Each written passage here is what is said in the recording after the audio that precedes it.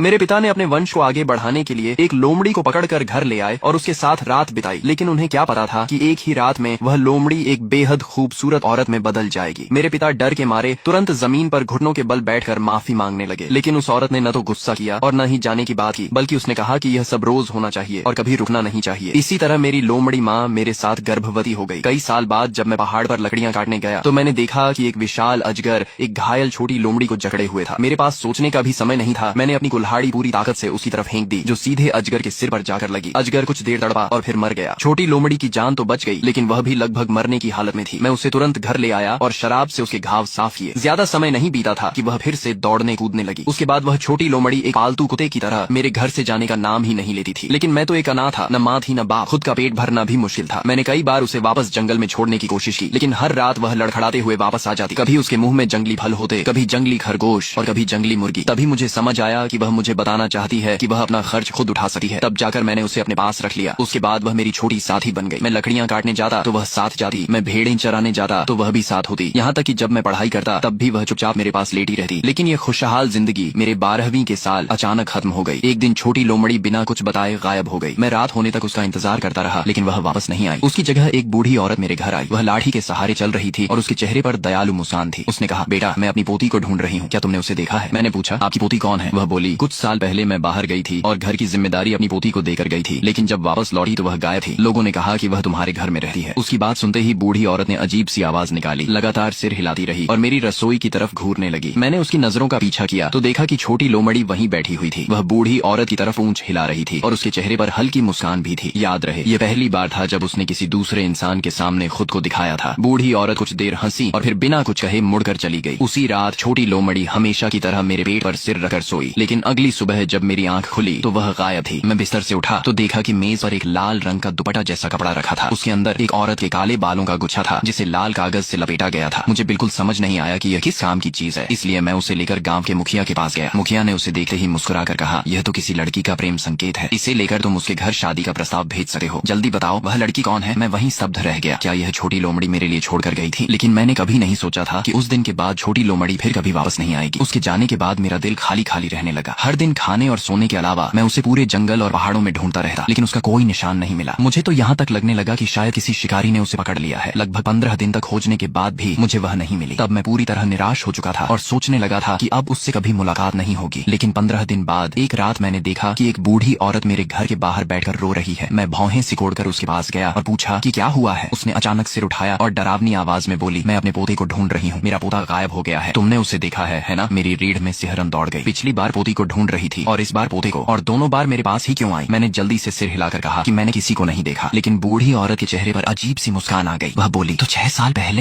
पहले क्या तुमने मेरे पोते को देखा था? उसकी आवाज ऐसे लग रही थी जैसे वह मुझसे जवाब मांग रही हो। मैं काफी देर सोचता रहा और मन ही मन यही समझा कि यह बूढ़ी औरत शायद पागल है। यह सुनकर वह कुछ नहीं बोली, बस मुझे घूरते हुए मुस्कुराती रही। उसकी वह रहस्यमयी मुस्कान देकर मैं डर गया और पीछे हटा हुआ भागकर गांव के मुखिया के घर पहुंच गया। हाँफते हुए मैंने उसे सारी बात बता दी। मुखिया मुंह में बीड़ी दबाए बैठा था। मेरी बात सुनकर वह अचानक ठिठक गया और फिर मेरे पीछे इशारा करते हुए बोला, जिस औरत की बात कर रहे हो क्या वह यही है? मेरी पीठ में ठंडी लहर दौड़ गई। मैं कांपते हुए पीछे मुड़ा और देखा कि वही बूढ़ी औरत बिना कोई आवाज किए मेरे पीछे खड़ी थी। मैं डर कर तुरंत मुखिया के पीछे छिप गया। मुखिया ने उसे ऊपर से नीचे तक देखा और पूछा, तुम किस गांव की हो बुढ़िया? रात को एक छोटे बच्चे को डराना ठीक नहीं है। बूढ़ी औरत ने बस भारी आवाज में कहा, मैं अपने पोते को ढूंढने आई हूँ। उसके बाद गांव का मुखिया उससे चाहे जितना पूछता रहा, वह सिर्फ मुस्कुराती रही। आखिर मुखिया घर के अंदर गया और 2 अंडे लाकर उसके हाथ में थमा दिए। ये लो और यहाँ से निकल जाओ। आगे से मेरे इलाके में आकर लोगों को मत डराना। लेकिन बूढ़ी औरत ने अंडों को देखा और गुस्से में जमीन पर पटक दिया। फिर वह चीखते हुए मेरी तरफ उंगली दिखाकर बोली, इसने मेरे पोते को मार डाला है। मैं जिंदगी भर इसका पीछा करूंगी। ये सुनते ही मुखिया का चेहरा बदल गया। उसने तुरंत मुझे आंगन की बत्ती जलाने को कहा। मैं भाग कर गया और रस्सी खींचकर बत्ती जला दी। दरवाजे के सामने रोशनी फैलते ही मैंने साफ देखा कि बूढ़ी औरत के कंधे पर एक लाल रंग का जहरीला सांप लिटा हुआ था। उसकी 2 जहरीली दांत बाहर निकली हुई थी और वह मुझे घूर रहा था। मुखिया भी घबरा गया। उसने धीरे से मुझसे पूछा, मेरी नजर कमजोर है, जरा देख तो उस बूढ़ी औरत की परछाई है या नहीं। ये सुनकर मैंने तुरंत उसकी तरफ देखा। वह बिल्कुल सीधी खड़ी थी, लेकिन उसके पीछे सचमुच कोई परछाई नहीं थी। मेरे पूरे शरीर में ठंडा पसीना छूट गया। मैं डर के मारे कुछ बोल नहीं पाया और बस सिर हिला दिया। तभी मुखिया ने अचानक जोर से कहा, बेटा डर मत, मेरे घर में एक पुश्तैनी तलवार रखी है, जल्दी जाकर ले आ। मैं कांपते हुए घर के अंदर भागा, लेकिन काफी देर ढूंढने के बाद भी मुझे कोई तलवार नहीं मिली। जब मैं बाहर आकर कहने वाला था कि कुछ नहीं मिला, तब तक बूढ़ी औरत दूर जा चुकी थी। मुखिया ने घबराकर मुझे अंदर खींच लिया और दरवाजा कसकर बंद कर दिया। फिर बोला, पगले कैसी तलवार? मैंने उसे बहलाने के लिए झूठ बोला था। तेरे पीछे कोई अशुभ चीज पड़ गई है। इतना कहकर उसने घर की बत्ती बुझा दी और धीरे धीरे से पूछा कि क्या मैंने पहाड़ पर किसी चीज को नुकसान पहुंचाया था। मैंने बहुत सोचा, बचपन से लेकर अब तक मैंने किसी इंसान का बुरा नहीं किया था। तभी मुझे 6 साल पहले की बात याद आई, जब मैंने उस छोटी लोमड़ी को बचाने के लिए एक सफेद सांप को कुल्हाड़ी से मार दिया था। मैंने ये बात मुखिया को बताई। ये सुनकर उसका पूरा शरीर कांप उठा। अरे मूर्ख लड़के, पहाड़ों में रहने वाली चीजों को ऐसे थोड़ी मारते हैं, अब तू बड़ी मुसीबत में है। उसने कहा कि अगली सुबह वह मुझे एक जानकार आदमी के पास ले जाएगा और आज रात मुझे उसके घर में ही सोना होगा। साथ ही चेतावनी दी कि रात में चाहे कोई भी आवाज दे, जवाब नहीं देना। उस रात मैं सचमुच चुपचाप लेटा रहा, लेकिन करीब आधी रात, शायद 11 बजे, बाहर से सरसराहट की आवाज आने लगी। उसके बाद वही बूढ़ी औरत के रोने की आवाज सुनाई दी। मैंने खिड़की से बाहर झांका तो एक झुकी हुई परछाई घर के बाहर घूम रही थी। चलते चलते वह अचानक खिड़की पर आकर चिपक गई, जैसे मुझे ढूंढ रही हो। मैं डर के मारे हिल भी नहीं पाया। तभी बगल वाले कमरे से मुखिया की आवाज आई, सिर कंबल में छिपा ले, मत देख। वह रोने की आवाज कभी पास आती, कभी दूर जाती रही। आखिर सुबह करीब 3 बजे जाकर सब शांत हुआ, लेकिन उसके बाद भी मैं कंबल से बाहर निकलने की हिम्मत नहीं जुटा पाया। पता नहीं कब मेरी आंख लग गई। फिर मैंने एक भयानक सपना देखा। सपने में वही सफेद सांप था जिसे मैंने मारा था। उसका शरीर खून और मांस से लथपथ था। वह मुझे घूर रहा था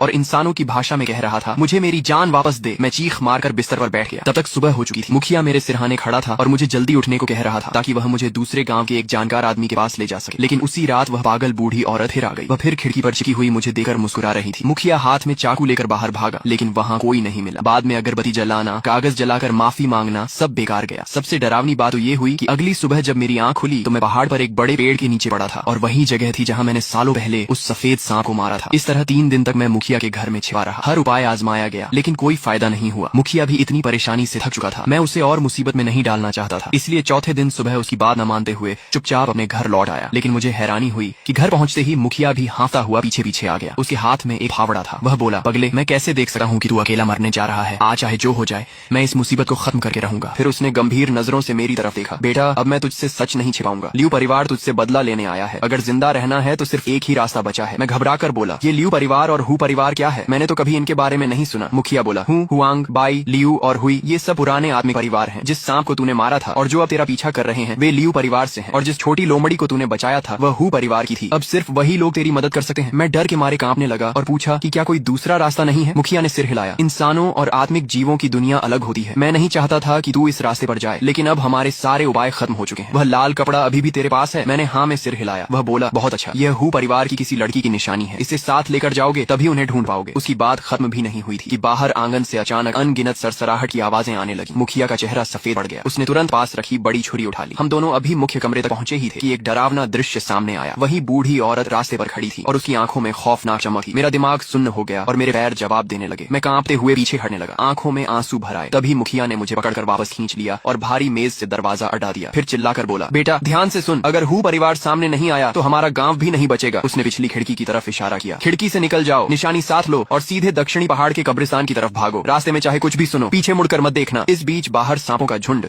दरवाजे पर जोर जोर से टकरा रहा था। कुछ छोटे सांप तो दरवाजे की दरारों से अंदर घुसने भी लगे थे। मुखिया ने दांत भींच लिए और पूरे शरीर से दरवाजे को थाम लिया। मैं उस बूढ़े आदमी को देख रहा था और मेरी आंखों से आंसू बह निकले। मैंने जल्दी से वह लाल कपड़ा सीने से लगाया, पिछली खिड़की को लात मारकर खोला और अंधेरी रात में दौड़ पड़ा। मैं ज्यादा दूर भी नहीं भागा था कि पीछे से तेज सरसराहट सुनाई दी। एक लाल रंग का जहरीला सांप मेरा पीछा कर रहा था। उसकी रफ्तार इतनी तेज थी कि वह लगभग मेरे पैरों तक पहुंच गया था। मेरा दिल बैठ गया। तभी मेरा पैर फिसला और मैं आगे की तरफ गिर पड़ा। उसी पल बगल की झाड़ियों से एक सफेद परछाई बिजली की तरह बाहर निकली। उसके मुंह से जानी पहचानी लोमड़ी की आवाज निकली। मैंने ध्यान से देखा तो वह वही छोटी सफेद लोमड़ी थी, लेकिन अब उसकी 2 पूंछ थी। वह बिना डरे उस जहरीले सांप पर टूट पड़ी और उससे लड़ने लगी। मैंने देखा कि दोनों आपस में बुरी तरह लड़ रहे थे। ये देखकर मैंने तुरंत अपनी लकड़ी काटने वाली बड़ी छुरी उठाई और उनकी मदद करने के लिए दौड़ने लगा। लेकिन तभी छोटी लोमड़ी ने अचानक उस जहरीले सांप की पूंछ अपने मुंह में दबोच ली और पलक झपकते ही उसे घसीटे हुए काले घने जंगल के अंदर गायब हो गई। मैं उसके पीछे भागना चाहता था, लेकिन जंगल इतना अंधेरा था कि रास्ता तक दिखाई नहीं दे रहा था। तभी रात की ठंडी हवा का झोंका आया और मेरे नाक में एक जानी पहचानी खुशबू पहुंची। ये वही खास खुशबू थी जो हमेशा छोटी लोमड़ी के शरीर से आती थी। उसी पल मुझे सब समझ में आ गया। वह कभी कोई साधारण लोमड़ी नहीं थी, वह सचमुच एक लोमड़ी देवी थी। उसे दोबारा देखने के बाद मेरे दिल का काफी डर खत्म हो गया, लेकिन मेरे पास रुकने का समय नहीं था। गांव के मुखिया दादा अभी भी मेरी वजह से खतरे में थे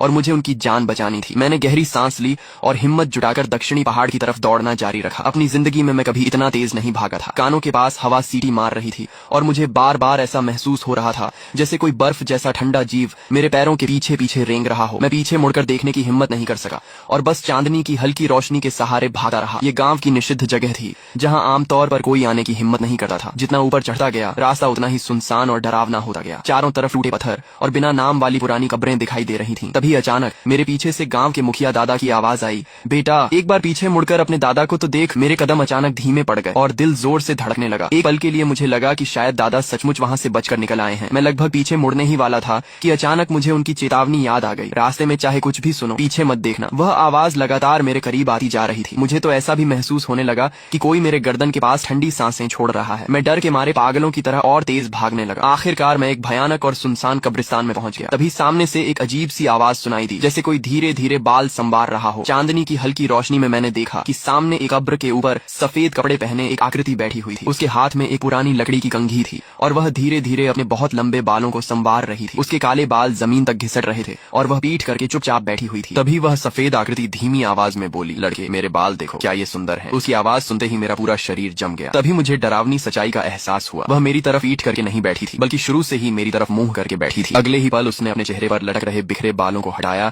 और एक सफेद डरावना चेहरा सामने आ गया। यह दृश्य देखते ही मेरे पैरों से ताकत निकल गई और मैं जमीन पर गिर पड़ा। उसी समय मेरी बाहों में दबा लाल कपड़ा और बालों का गुच्छा भी लुढ़कर बाहर गिर गया। वह महिला आत्मा अचानक चीख उठी और मेरी तरफ झपट पड़ी। उसी समय पीछे की झाड़ियों से वह लाल जहरीला सांप भी निकल आया और अपने जहरीले दांत दिखाते हुए सीधे मेरे गले की तरफ बढ़ा। मेरे सामने भूत और पीछे सांप था। मेरे हाथ में सिर्फ लकड़ी काटने वाली छुरी थी। उस पल मुझे लगा कि अब मेरा बचना नामुमकिन है। लेकिन ठीक उसी समय जमीन पर पड़ा लाल कपड़ा अचानक लाल रोशनी से चमक उठा। उसके अंदर रखा काले बालों का गुच्छा बिना हवा के अपने आप जलने लगा और फिर धुएं की एक पतली लकीर बनकर आसमान की तरफ उड़ गया। ऐसा लगा जैसे समय उसी पल रुक गया हो। हवा में झपटी हुई वह महिला आत्मा अचानक किसी अदृश्य दीवार से टकरा गई और दर्द भरी चीख मारने लगी। वह डर कर चिल्लाई, हूँ परिवार की पवित्र अग्नि, जैसे उसने अपने सबसे बड़े दुश्मन को देख लिया हो। अगले ही पल वह काले धुएं में बदल गई और तेजी से वापस अपनी कब्र में घुस गई। वहीं वह भयानक लाल सांप भी अचानक अपनी सारी ताकत खो बैठा। वह धप से जमीन पर गिर पड़ा और डर के मारे अपना सिर मिट्टी में छिपा लिया। उसका पूरा शरीर कांप रहा था और उसमें भागने की भी हिम्मत नहीं बची थी। मैं जोर जोर से सांस लेने लगा। मेरी पीठ पसीने से भीग चुकी थी और मैं अभी तक इस भयानक घटना से उबर नहीं पाया था। तभी अचानक एक ठंडी हवा उठी। उसके साथ एक भारी और लयबद्ध ढोल जैसी आवाज पूरे कब्रिस्तान में गूंजने लगी। अगले ही पल आसमान से सफेद कागज के नोट उड़ने लगे, जैसे बर्फबारी हो रही हो। दूर काले जंगल के अंत में अचानक दो सफेद लालटेन जल उठी। वे हवा में झूलती हुई धीरे धीरे मेरी तरफ बढ़ने लगी। जैसे जैसे वे करीब आई, घने कोहरे के बीच से एक सफेद बालकी दिखाई देने लगी। मेरा दिल धड़क उठा। मुझे लगा कि अभी जो धुआं आसमान में गया था, शायद उसी ने हू परिवार को खबर पहुंचा दी है और यह उनकी मदद के लिए आई बालकी है। मैं जल्दी से उसकी तरफ बढ़ने लगा, लेकिन मैं कुछ ही कदम चला था कि पालकी के दूसरी तरफ के अंधेरे से एक डरावनी आवाज सुनाई दी, तुम कहाँ हो? बाहर आओ और पालकी में बैठ जाओ, दादी तुम्हें घर छोड़ देगी। यह आवाज हवा के साथ मेरे कानों तक पहुंची और मैं तुरंत पहचान गया कि यह उसी पागल बूढ़ी औरत की आवाज थी। वह बोलते बोलते मेरी तरफ बढ़ रही थी। मैं डर के मारे कांपने लगा। मैंने चमकते हुए लाल कपड़े को कसकर पकड़ लिया और एक कब्र के पत्थर के पीछे छिप गया। ऐसा लग रहा था कि वह अभी अभी जले बालों की गंध सूंघ चुकी थी और उसी गंध का पीछा करते हुए धीरे धीरे मेरी तरफ आ रही थी। आखिरकार उसके काले कपड़े वाले जूते मेरे छिपने की जगह के ठीक सामने आकर रुक गए। वह डरावनी आवाज में बोली, छिप जा, देखती हूँ कब तक छिपेगा। फिर वह धीरे धीरे मेरी तरफ बढ़ी और हवा सूंघती हुई मेरे बेहद करीब आ गई। कुछ पल ऐसे ही बीते। फिर उसने ठंडी आवाज में नाक से फुंकार भरी, मुड़ी और वहां से चली गई। जब उसकी परछाई पूरी तरह गायब हो गई, तब जाकर मैंने राहत की सांस ली। मुझे गांव के मुखिया दादा की बात याद आई। मैं उस धुंधली पहाड़ी पगडंडी पर आगे बढ़ता गया। आखिरकार पहाड़ की चोटी पर पहुंचकर मुझे वह विशाल पेड़ मिल गया जिसके बारे में दादा ने बताया था। पेड़ के पीछे खोजने पर मुझे एक पत्थर की शिला दिखाई दी जिस पर हू परिवार के पूर्वजों का नाम खुदा हुआ था। मैं उसके सामने घुटनों के बल बैठ गया। पत्थर की उस शिला के सामने मैं घुटनों के बल बैठ गया और दोनों हाथों से लाल कपड़ा उठाकर 3 बार सिर झुकाकर प्रणाम किया। अगले ही पल अचानक चारों तरफ तेज हवा चलने लगी। सूखे पत्ते हवा में उड़कर मेरे चारों ओर घूमने लगे। तभी मेरे पीछे एक महिला की आवाज सुनाई दी, हम तुम्हारा काफी समय से इंतजार कर रहे थे, तुम आ गए हो, मेरे साथ चलो। मैं तुरंत खड़ा हुआ और सम्मान से झुकर उसे प्रणाम किया। वह हल्का सा मुस्कुराई और बोली, मेरा नाम दौर है, मैं हूँ परिवार की सबसे बड़ी बेटी हूँ, मैं खास तुम्हें लेने आई हूँ। आगे चलकर हम एक ही परिवार के सदस्य बन जाएंगे, इसलिए इतना फॉर्मल होने की जरूरत नहीं है। ये सुनकर मैंने राहत की सांस ली और उसका धन्यवाद किया, लेकिन उसने हाथ हिलाकर कहा, धन्यवाद मुझे नहीं, हमारी दूसरी राजकुमारी को देना। उसी ने जिद की थी कि मैं तुम्हें लेने आऊं, नहीं तो मुझे आने में कोई दिलचस्पी नहीं थी। वह मुस्कुराई तो मैं खुद को रोक नहीं पाया और पूछ बैठा, लिंगर कौन है? वह हंसकर बोली, लिंगर वही है जिसे तुम छोटी लोमड़ी कहते हो, हमारे परिवार की सबसे प्यारी बेटी। जब तुम्हारी शादी की रात होगी तब तुम उसे देख लोगे। यह सुनते ही मेरा दिल जोर जोर से धड़कने लगा। सचमुच वह छोटी लोमड़ी ही थी। जैसे ही उसने शादी की बात की, मेरा चेहरा लाल हो गया। यह देखकर वह और ज्यादा खुश हो गई। उसने कहा, हमारे यहाँ नियम है कि शादी से पहले दूल्हा दुल्हन एक दूसरे को नहीं देख सके। देखो तुम कितने बेचैन हो, चिंता मत करो, 6 साल तक तुम्हारे साथ रहने वाली हमारी राजकुमारी लिंगर ऐसी सुंदर लड़की है जिसे देखकर हजारों लड़के दीवाने हो जाते हैं। ये सुनकर मेरा चेहरा और भी लाल हो गया और मैं चुपचाप उसके पीछे चलने लगा। आगे पूरे रास्ते हम दोनों ज्यादा नहीं बोले। काफी देर चलने के बाद अचानक सामने एक छोटा सा महल जैसा स्थान दिखाई दिया जो रोशनी से जगमगा रहा था। दरवाजे पर नौकर खड़े थे। मैं द्वार के पीछे पीछे अंदर जाने लगा। तभी मेरी नजर सामने वाली इमारत की दूसरी मंजिल पर गई। वहाँ खिड़की के पास कोई मुझे देख रहा था। ध्यान से देखने पर लगा कि वह लाल शादी के कपड़ों में एक लड़की थी जिसके सिर पर सुंदर मुकुट जैसा आभूषण था। वह चुपके से मुझे देख रही थी, लेकिन जैसे ही हमारी नजरें मिली वह शर्माकर तुरंत अपने चेहरे को आसीन से ढककर छिप गई। मैं मन ही मन सोचने लगा, क्या वह सचमुच छोटी लोमड़ी है? लेकिन मैं अपनी उत्सुकता दबाकर दौर के साथ अंदर चला गया। जैसे ही कमरे में पहुंचा मैंने देखा कि वहाँ बहुत सारे लोग बैठे हुए थे। तभी मेरी नजर एक बूढ़ी महिला पर पड़ी और मैं चौंक गया। ये वही दादी थी जो कई साल पहले मेरे घर अपनी पोती को ढूंढने आई थी। दौर ने मेरी तरफ देखकर कहा, ये हमारी माता जी हैं। मैंने तुरंत सम्मान से झुककर उन्हें प्रणाम किया। बूढ़ी महिला मुस्कुराई। उसके चेहरे पर दयालुता तो थी, लेकिन उससे भी ज्यादा एक ऐसा रौब था जिससे हर कोई सम्मान करने लगे। इसके बाद दौर ने मुझे वहाँ बैठे बाकी लोगों से भी मिलवाया। जब हम सब बैठ गए तब बूढ़ी महिला बोली, दौर बाहर जाओ और दरवाजे पर नजर रखो। लियू परिवार के लोग आसपास हैं, हम उनका स्वागत नहीं करते, उन्हें अंदर मत आने देना। भोज तैयार है, बाकी सब लोग जाकर बैठ जाएं। थोड़ी ही देर में कमरे में सिर्फ मैं और बूढ़ी महिला रह गए। तभी उनका चेहरा गंभीर हो गया। उन्होंने कहा, बेटा तुम्हारे बारे में मुझे सब पता है। जब तक तुम्हारी शादी पूरी नहीं हो जाती दुश्मन कभी भी बीच में रुकावट डाल सकता है। तुमने हमारी बेटी की जान बचाई थी, इसलिए हम पूरी ताकत से तुम्हारी मदद करेंगे, लेकिन हमारे परिवार के भी कुछ नियम हैं। शादी से पहले आने वाली मुश्किलों का सामना तुम्हें खुद करना होगा। क्या तुम ये समझते हो? मैं डर के मारे कांप रहा था, लेकिन फिर भी सिर हिलाकर बोला, मैं समझता हूँ। अगर इससे मेरे दादा की जान बच सकती है तो मैं हर खतरा उठाने को तैयार हूँ। मेरी बात सुनकर बूढ़ी महिला के शरीर में हल्का सा कंपन हुआ। उन्होंने गहरी सांस ली और कहा, अच्छा सचमुच जो व्यक्ति हो परिवार का दामाद बनने योग्य हो वह साधारण नहीं हो सकता। मुझे तुम पर भरोसा है। इसके बाद उन्होंने नौकरों को बुलाया। मुझे दूल्हे के कपड़े पहनाए गए, सिर पर शादी की टोपी रखी गई और लाल रंग का शानदार वस्त्र पहनाया गया। फिर मुझे एक लाल पालकी में बैठा दिया गया। पालकी अभी गली में कुछ ही दूर गई थी कि अचानक बाहर से एक अजीब आवाज सुनाई दी, अरे यहाँ शादी हो रही है क्या? जैसे ही ये आवाज आई पालकी तुरंत रुक गई। मेरे शरीर में सिहरन दौड़ गई। मैंने खिड़की का पर्दा हटाकर बाहर देखा। तभी बाहर खड़ी दौर गुस्से से चिल्लाई, बकवास बंद कर। हूँ परिवार की सीमा में आकर बदतमीजी करने की हिम्मत कैसे हुई? तभी पता नहीं कहां से एक लाल सांप बिजली की तरह निकला और सीधा पालकी के अंदर घुस आया। उसने मेरी कलाई पर जोर से काट लिया। दर्द से मैं जोर से चीख पड़ा। उसके बाद मेरी चेतना धीरे धीरे धुंधली होने लगी। मुझे बस इतना याद है कि हूँ परिवार के लोग मुझे संभाल कर एक बड़े हॉल में ले गए। जब दोबारा मेरी आंख खुली तो मैंने खुद को एक कमरे में पाया। चारों तरफ लाल रंग की शादी की सजावट ही और दीवारों पर शुभ चिन्ह लगे हुए थे। कमरे के बीचों बीच एक बिस्तर था जिस पर लाल घूंघट ओढ़े एक दुल्हन बैठी हुई थी। तब मुझे समझ आया कि यह हमारा विवाह कक्ष है। मुझे अचानक अपनी कलाई का घाव याद आया। मैंने जल्दी से कपड़े हटाकर देखा। वहाँ सिर्फ 2 हल्के दांतों के निशान बचे थे और किसी ने पहले ही दवा लगा दी थी। उसी समय मुझे गांव के मुखिया दादा की याद आई। मैं सोचने लगा कि मेरी शादी तो हो रही है, लेकिन पता नहीं गांव में सांपों का हमला रुका या नहीं। मैं तुरंत बिस्तर से कूदकर बाहर जाने लगा। तभी दुल्हन की आवाज आई, तुम कहाँ जा रहे हो? मैंने जल्दी से जवाब दिया, मुझे अपने गांव के मुखिया दादा के पास जाना है, पता नहीं वहाँ क्या हालत होगी। ये कहकर मैंने दरवाजा खोला, लेकिन जैसे ही दरवाजा खुला बाहर दौर खड़ी दिखाई दी। उसने मुझे तुरंत रोक लिया और बोली, तुम कहीं नहीं जाओगे। अगर तुम अभी इस कमरे से बाहर निकले तो हमारी लिंगर का क्या होगा? इतना कहकर उसने मुझे वापस कमरे में धक्का दे दिया और बाहर से दरवाजा बंद कर दिया। मैं कुछ समझ पाता उससे पहले ही कमरे के अंदर बैठी दुल्हन भी बोल उठी, अगर तुम आज रात चले गए तो मैं रो दूंगी। मैं पूरी तरह असहाय हो गया। मैंने उसे समझाने की कोशिश की, मैं बस गांव जाकर दादा को देखना चाहता हूँ, मैं भाग नहीं रहा। लेकिन उसने कहा, तुम हूँ परिवार से बाहर जा ही नहीं सकते। मुझे उसकी बात पर विश्वास नहीं हुआ। मैं दरवाजे तक गया और पूरी ताकत से उसे खींचा, लेकिन वह बाहर से बंद था। मैं परेशान होकर सोच ही रहा था कि अब क्या करूं। तभी दुल्हन ने कहा, अगर तुम सच में जाना चाहते हो तो मैं तुम्हारे साथ चल सकती हूँ, मुझे बाहर निकलने का तरीका पता है। मैं ये सुनकर खुश हो गया, लेकिन उसने तुरंत सिर हिलाकर कहा, नहीं अभी नहीं, पहले तुम्हें मेरा घूंघट उठाना होगा। माँ ने कहा है कि यह काम सिर्फ दूल्हा ही करेगा। उसके बाद हमें शादी की रस्म के अनुसार साथ में शराब भी पीनी होगी। मैं बेचैन होकर दरवाजे की तरफ देखने लगा। समय बर्बाद करने का मौका नहीं था, इसलिए मैं जल्दी से उसके सामने पहुंचा और उसका घूंघट उठाने के लिए हाथ बढ़ाया, लेकिन वह नाराज होकर बोली, हाथ से नहीं, वहाँ रखी हुई लकड़ी की छड़ी से उठाओ। मैं मन ही मन हैरान रह गया। मैंने सोचा ये लड़की कितनी नियमों वाली है, लेकिन मेरे पास कोई और रास्ता नहीं था। मैं मेज के पास गया, वह छड़ी उठाई और वापस उसके सामने आ गया। उसी समय मैंने देखा कि उसने अपने दोनों गोरे हाथों से अपने कपड़ों को कसकर पकड़ रखा था। ऐसा लग रहा था कि वह मुझसे भी ज्यादा घबराई हुई है, लेकिन उस समय मेरे पास उसके बारे में सोचने का समय नहीं था। मैंने बिना देर किए छड़ी उठाई और उसके लाल घूंघट को एक ही झटके में ऊपर उठा दिया। तो दोस्तों फिलहाल इस मैनहवा के सिर्फ इतने ही पार्ट्स रिलीज हुए हैं, इसलिए स्टोरी यहीं तक अवेलेबल है। जैसे ही इस